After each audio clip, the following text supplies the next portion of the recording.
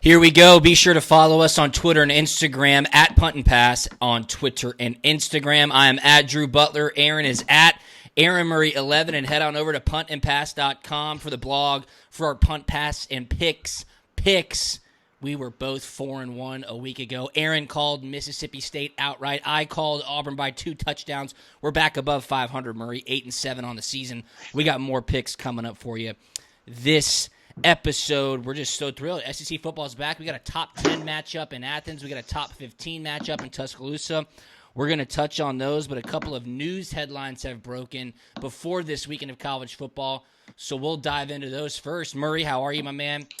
Beautiful fall weekend on tap here in Atlanta, Georgia. Holy smokes! This is ideal football weather. Yes. It just feels like football when you walk outside, and yeah, I'm excited for week 2, man. You know, I said it earlier in the week. I thought it was a really good week for the SEC week 1. Some clean football. Some really exciting games. We had the big upset at 3:30. Yes. And now these teams have kind of had the opportunity to see, okay, this is who we are. This is what we're going to be.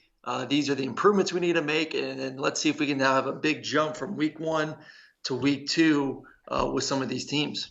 No doubt. We'll see if some teams can jump, like Georgia's offense, if some teams can step up, like Texas A&M, who looked awful in week 1. It's just going to be another great action-packed weekend of college football. Before we dive into the games, let's touch on some of the news headlines that have since broken. Just 15 hours ago, the Associated Press, Aaron, reports that, guess who? Pac-12 Commissioner Larry Scott asked the College Football Playoff Commissioners Board and Executive Director Bill Hancock to expand the college football playoff this season to 8 teams, citing the pandemic-altered season, conferences starting at different times, conferences playing different amounts of games. He wanted 8 teams in 2020 college football playoff, and they turned him down, thankfully. I cannot believe that this dude had the lack of self-awareness to try to get college football season canceled entirely, him and the Big Ten. And now he's asking for the college football playoff to expand to 8 teams on a one-season basis only. That's a total joke. And Aaron, it's completely because he knows that the top 4 teams will not include the Pac-12. Am I wrong here? No, you're not. I mean, listen, someone in the Pac-12 would have to go undefeated, because like we discussed, I just don't think – very impressive manner, too. Yes, I don't think the Big 12 is going to get in. So, then that does open up a spot right there. Obviously, you got the SEC is going to get someone. Clemson most likely is going to get in. That's about 100% sure. Yep. So those two spots are gone. It looks like Ohio State most likely will get the number 3 spot unless they just have a terrible loss with their even shorter season compared to the ACC and SEC. So that's 3 spots right there that are kind of taken up by teams that we expect to be in there. Then it's the Big 12 and Pac-12 kind of fighting for that 4 spot. And right now, it doesn't look like the Big 12 wants it. They're playing terrible football to start the season. No real contender in my mind as of right now. So if the Pac-12 shows us that there's a contender and someone is undefeated, then yeah, then they'll get that 4 spot above the Big 12. But if they go out there and play, crappy football and there's no real clear team that you can say, okay, they deserve a seat at the big boy table this year, then once again, let's go. We love our American Conference. Let's put an American team in there. Yes. Once again, they have to deserve it. But if those teams in that conference continues to play like the way they played the past few years, I think that is going to be the move. So yes, I agree. He's worried that he's not going to get one of his teams in there to the playoffs this year. But they like I said, it can still happen. There is a possibility. It's not a 0% chance that the Pac-12 is not going to get in.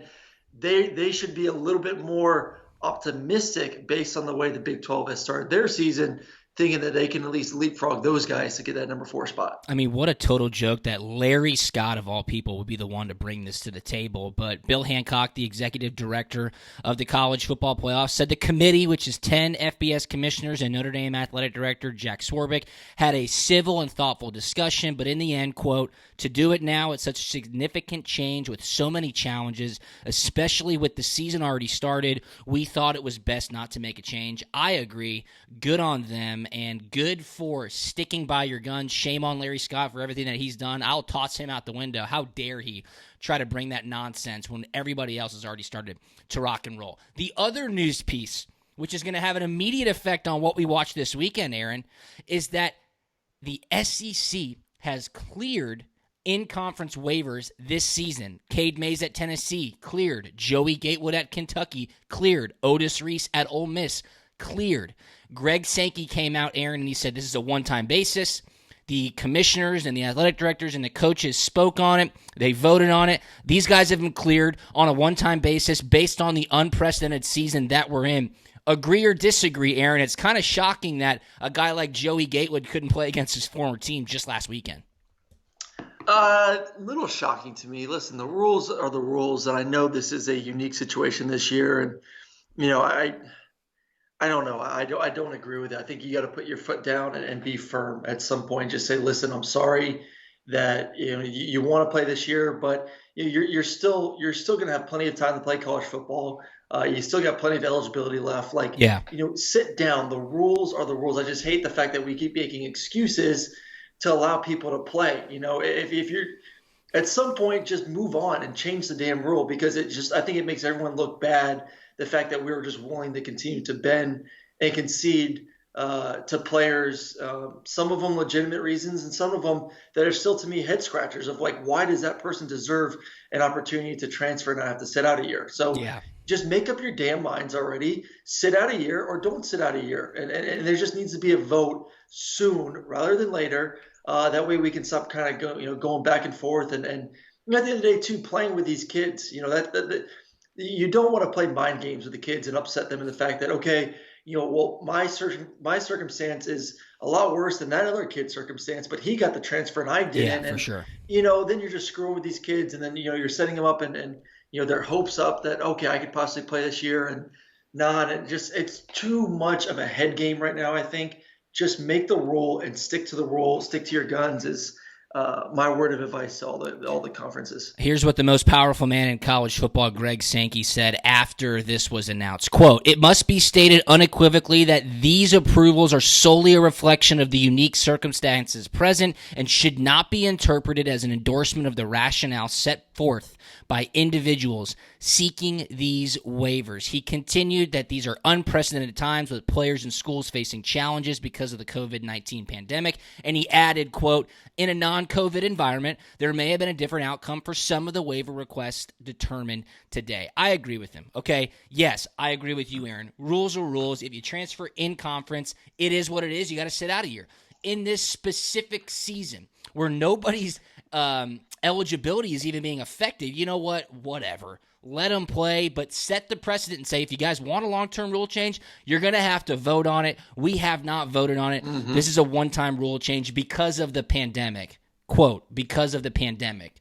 Asterisk, because of the pandemic. So, okay, Mays, Otis Reese, Joey Gatewood, whatever. They get to play. See if they can make a difference for their team, but good for them. Happy for the kids that get to play. There's no doubt about it. That is obviously huge, and it's good that they get to play football in 2020. All right, let's dive into these games. We got a great slate, so we're going to go ahead and rock and roll. But before we do, we want to let you know that this episode of Punt and Pass Podcast is also brought to you by the Bowers Insurance Group. The Bowers Insurance Group is an independent insurance agency in Roswell, Georgia, that has been serving the Southeast since 1984. Their goal is to build a policy for your business or family that meets your coverage needs and your wallet's needs, too. If you're interested in a quote, give Chris a call at 770-442-0101 or send him an email at chris@bowersinsgrp.com. Tell them Punt and Pass sent you, and they will send you a $5 gas card. Hey-yo, gotta love that. From taking classes on North Campus, marching with the Redcoats, and cheering on the Dogs between the hedges, the Bowers Insurance Group has been there with you for over 30 years.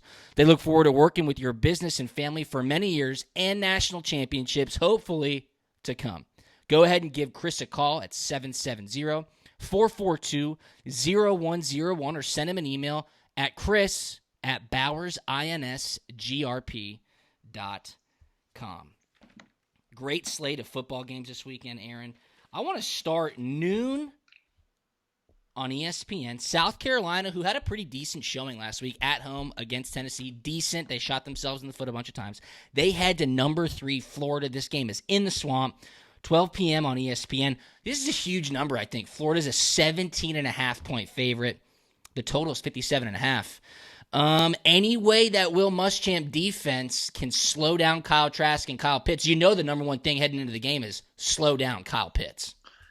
Yeah, I don't think so. I think, for them, it's going to be more of a focus on we better be able to score some points. And I was really impressed with Colin Hill last week. Mike Bobo getting his feet wet back again in the SEC. They're just going to have to score, and just hope that Kyle Trask and those guys maybe cough the ball up. And you got to win special teams. So I just don't think right now South Carolina has the personnel on the defensive side to match up with everything that Florida has on the offensive side of the football. It's not just Kyle Pitts and Kyle Trask. It's a bunch of great receivers with a ton of speed that you have to worry about too. And there's just so much eye candy within that offense as well, with all the jet sweeps and motions and shifts and unique formations and personnel groups. I mean, you know how much I love, Coach Mullen and his offensive game plan. He really puts a tall task for defensive coordinators and those guys on the defense side of the football to figure out what's going on. I mean, like I said, he's rotating guys and personnel groups, and you're having to defensively make checks and shifts and all that stuff, and it's tough on those guys on that side. So I like Florida. I think Florida wins this game. Are we picking points here? Or are we just picking who? Florida's a 17.5-point favorite. I mean, I would agree with you. Florida's going to win the football game. That's a huge number, though. That's a huge number, though. I think South Carolina with that. I really like the way South Carolina played last week. Like I said, I like Colin Hill and Bobo. We'll see if Grantham's defense can step it up a little bit. I want to see Grantham and Bobo pre-game throw down on the field, just like the presidential debate. That's what I want to see. It very well could be like that. No, this is a gigantic number. And South Carolina shot themselves in the foot. Colin Hill had a pick six. They fumbled the ball on special teams. Let's be honest. You clean those things up in week 2, you're not going to lose by more than 17 points. I don't think. It's going to be a noon kickoff. Not many fans inside the swamp. Sleepy start. I think South Carolina can keep this close for 3 quarters. I truly believe that. The key here is Bobo versus Grantham. You and I saw it for 3 years, up close and personal. These dudes in a professional environment, they were at each other's throats every single day. It was extremely competitive. Sure, they're probably friendly, but they each want to beat each other down this weekend. I'm glad to see them get that chance. I think Bobo's offense is going to be able to put some points on the board. This number's too big. If it was 16.5 or maybe even 14.5, you think about Florida at 17.5, no way. Give me South Carolina with the points. This will be a great game at noon. Yep. I really believe that. All right, let's head over to Tuscaloosa, number 13, Texas A&M, taking on number 2, Alabama. Bama is a 17.5-point favorite. Take this one. Texas A&M did not look very good last week. They looked absolutely awful against Vanderbilt. This is your 3:30 CBS game, and you would have to think that Nick Saban's just going to continue to do what he does, and that Texas A&M isn't going to look very good here, Aaron. Yeah, I mean, listen, maybe Jimbo and Kellen were, holding back their cards a little bit in week 1 versus Vanderbilt and not trying to show everything, but I just don't think they have a lot of talent on the outside that is ready to take that next step. I mean, they've recruited really well. They've brought in some guys. They got some freakish athletes, but, I just don't know if those guys are ready to consistently play SEC ball. And obviously we know Kellen has had a tough time playing the big boys. Yeah. Kellen shows up when it's a game you expect him to go out there and throw a bunch of touchdowns and really pat the stat line. When he plays Clemson, like he has the past couple of years, when he plays Alabama and LSU, and at times he just doesn't really show up against the big boys. So that worries me, along with the fact that I just don't see a lot of talent that's around him, and the fact that Alabama is I'll say it again and again, is just too darn good this year. So yes, Alabama home against a lesser A&M team is going to roll. This is a disappointing game if A&M does get rolled. Yeah, for sure. If Alabama puts in their backup quarterback Bryce Young in the fourth quarter, what the hell do Texas A&M fans think? Never. We're paying this dude $75 million. Yep.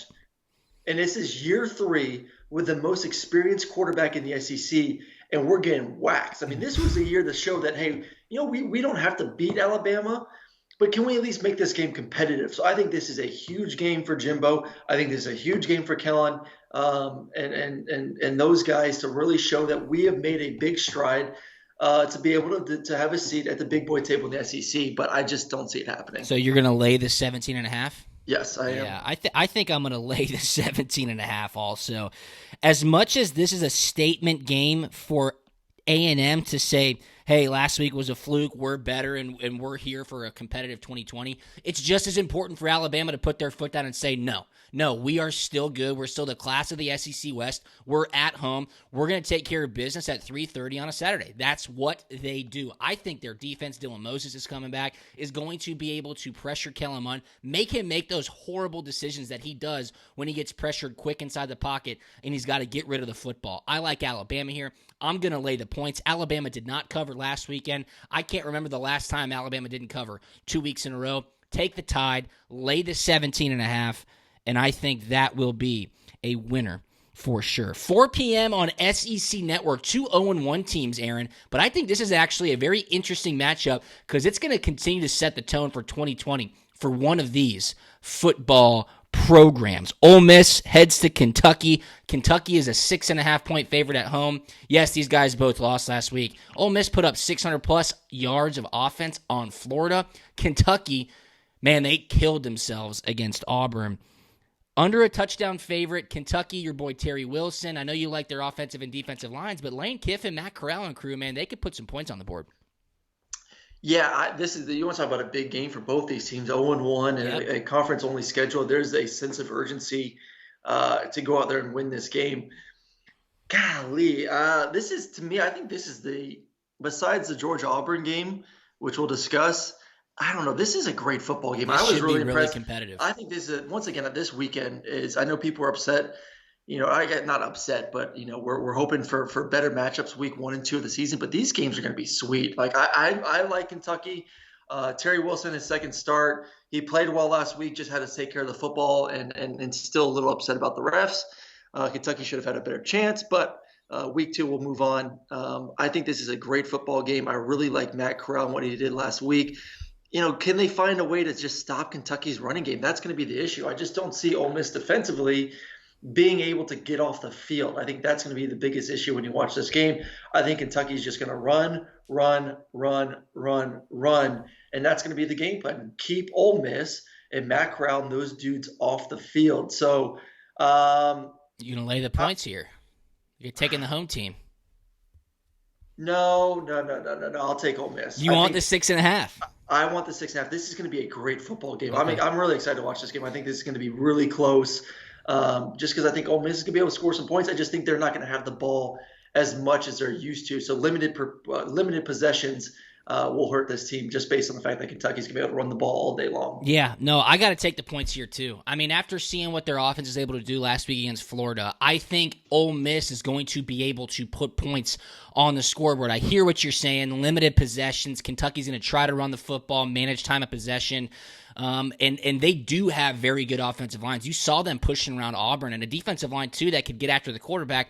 I just think Lane Kiffin's a great offensive mind. I think that this team wants a win maybe more badly than Kentucky does. It's going to be a great game. Give me the 6.5 points. Aaron, you and I are on the same side for the first 3 games. So let's go ahead, I think, to what is really the game of the week. And before we get to the game of the week, though, we also want to remind you that this episode is presented by our friends at Prize Picks. And if you want to win money by picking over or under on fantasy projections from football players, college football players, NFL players, MLB baseball players in the playoffs right now, NBA players in the finals, head on over to prizepicks.com, pull up the Prize Picks app, use the promo code PUNT, and you will get a 100% instant deposit match up to $100. If you're a current user, which many of our listeners are, head into the customer support, use the promo code PUNT, and boom, this Thursday through Sunday, you get the same instant deposit match up to $100. We love our friends over at Prize Picks. We love them. Aaron, number 7, Auburn is heading to number 4, Georgia. Georgia opened as an 8-point favorite in this game. It has since been bet down. Georgia is a 6.5-point favorite. This game is at 7:30 p.m. on ESPN. College Game Day is going to be in town. Fowler and Herbstreit are calling the game. Yes, there will be limited fans, but this is going to be an awesome game. The weather is supposed to be absolutely beautiful. Mm-hmm. And after the first half last week, lots of Georgia fans are scratching their heads. Yes, Auburn was able to get a convincing victory over Kentucky after Kentucky beat themselves up. Who's going to start at quarterback? Nobody knows. JT Daniels, he's been cleared. This is extremely interesting, and something smells here because I thought this line would be like Georgia, a 3-point standard home favorite. I saw 8, and I go, whoa, what is going on? Tell me your thoughts, please. Great football game. I think Georgia squeaks it out because of that defense. But I'm going to take Auburn with the points here. Okay. I just don't know how you can have any confidence in Georgia's offense after what you saw last week against an Arkansas team who is bottom of the barrel of the SEC. You're going against an Auburn team that is going to be better defensively. Once we all know they're replacing some guys up front. They got a great second level of linebackers. Their secondary showed me a lot last week. And then Bo Nix really impressed me throughout that football game as well. He's going to be going up against a lot better defense this week. So we'll see if he really is progressing at the speed that team is hoping he is. And if he plays well versus Georgia, then, man, this Auburn team could be really darn good this season. But I just think Georgia's defense is too darn good. I think they're ready for the challenge. I just have no faith as of right now in Georgia's offense. I hope they surprise me. Whoever the quarterback is, I hope they go out there and ball out this weekend. But it's just not on their shoulders. Once again, It's going to be on the receivers, the offensive line, and the running back to make their life easy.